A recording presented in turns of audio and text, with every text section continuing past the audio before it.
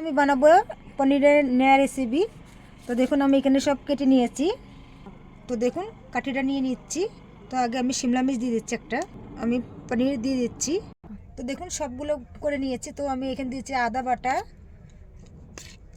কাঁচা লঙ্কা বাটা, একটু রসুন বাটা, একটু জিরে বাটা, একটু লবণ, ভালো করে মাখিয়ে নেবো।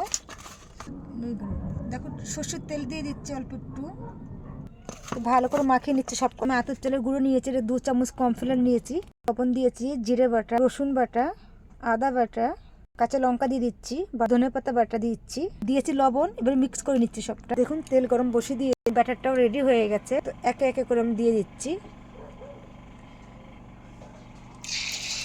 এটা ভাজা হয়ে গেছে, তুলে নিচ্ছি। আবার আমি নতুন করে দেবো। দেখুন সব ভাজা আমার কমপ্লিট হয়ে গেছে। দেখুন তুলে নিচ্ছি সবগুলো আমার কমপ্লিট। তো দেখুন এটা কিরম হয়েছে বলবেন।